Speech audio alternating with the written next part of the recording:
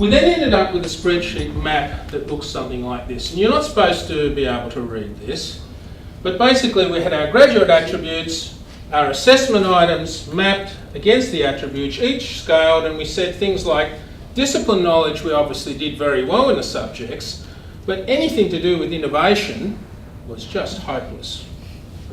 We did not do that well.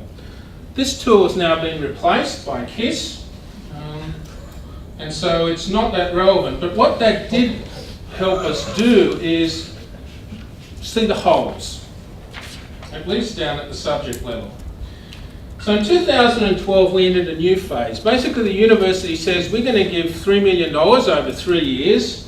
When I wrote this the other day, I sort of thought that actually works out to $1 million to the faculties over 3 years, which means they're keeping the other $2 million and we're doing all the work. There's something wrong with this, but I won't carry that forward any further in case someone here reports back to my DVC. So the aim at the central level was obviously to embed GAs. Science had a new ADTL, an Adonis amongst men. And this time I decided we're going to try a grassroots approach. So what do we have so far? Well, we have an internal environment that says we've got graduate attributes, subject outlines, SLOs, KISS. Externally we have AQF and TEXA. There is, however, one key missing element here. There are no four-letter acronyms. So my role as ADTL is to ensure at least some four-letter acronyms in that process. So the first one is we renamed the project GAPS, Graduate Attribute Project in Science, and we had something called a SILO, a Course Intended Learning Outcome. This was actually a key element because this was the missing link. This is what gave us a global view. What we had done is we said we've got these GAs, we embedded them into assessments, we mapped them into subjects, but we never mapped at a course level. So like any good academic, the first thing I did was ignore what my DVC wanted me to do and forget about the silo as a mapping tool and go about crafting it into what I wanted it to be.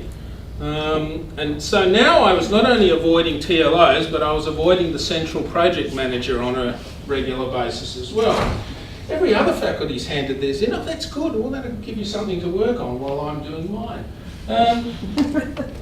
Stage 2, grassroots approach. By this time we had changed our governance structures to better support this whole process.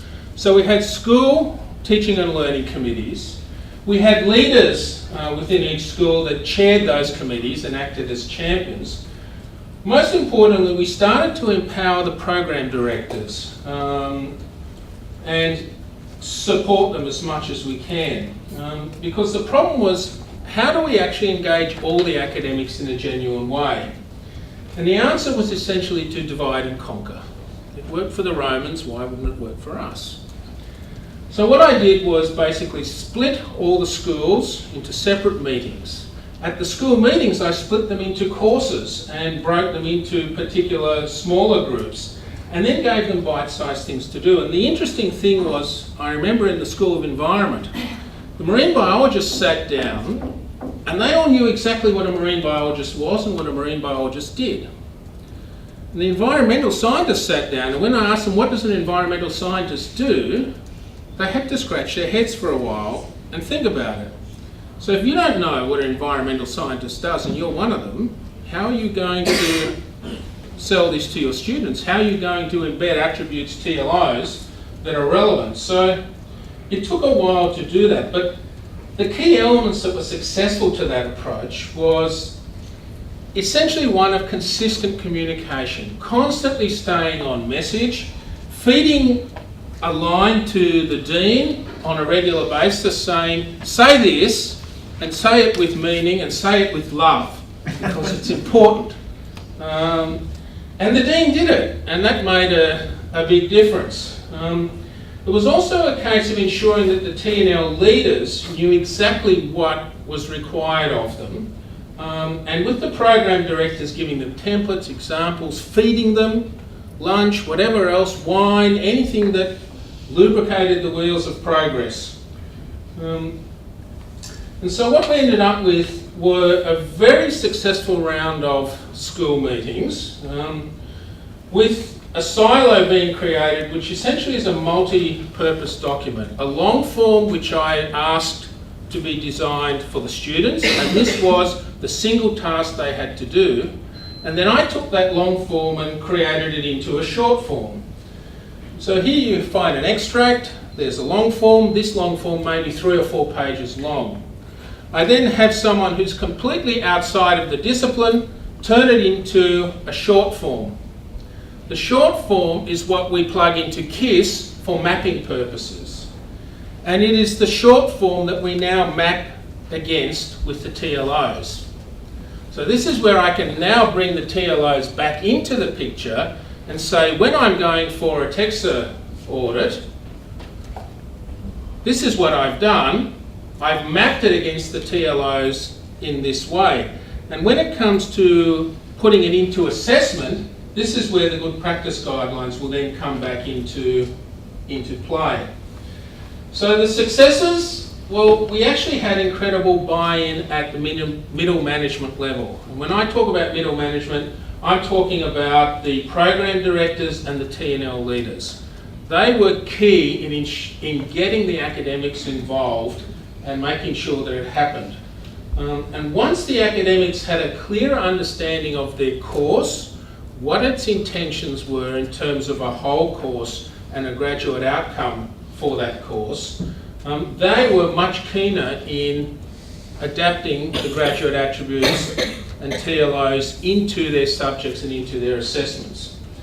Not every school performed as well as I would have liked. That had to do more with personalities, and we'll find ways to work around that. So what needs to be done is we now need to have a much more comprehensive redevelopment of assessment. This is an ongoing process. This is again where I see the TLO good practice guidelines coming into play, because that's where I can sit down, well not me, but Stephanie can sit down with an academic and say, look, here's something for you to work with, this is a structure, here's some examples, put it in. We'll do the remapping and then we'll go on as a continual sort of process, and that will meet our auditing requirements.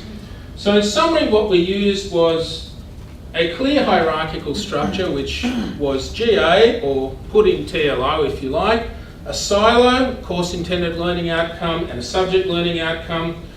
We had a governance that reflected this in terms of support from the top all the way through. And the dollars were not significant. This is actually a very cheap exercise. Most of the money that I get, I spend employing a learning development officer that does a whole heap of things other than this. So it's really not that expensive. You do, however, need a top-down approach, and you need to marry it to that grassroots approach. At UTS, that middle management, as I mentioned before, was the most crucial element. Finding the right people that can champion what you are trying to do and giving them the support is what was key to ensuring the change was effective. Now, if you are redeveloping your curriculum, and if I was, I would do it differently. I would embed the TLOs and the mapping straight in and do it as a holistic process. But at UTS, we were actually retrofitting. And because we were retrofitting, I wasn't going to reinvent the wheel. And this is how we've gone about incorporating TLOs into our particular processes. So, thank you, Peter.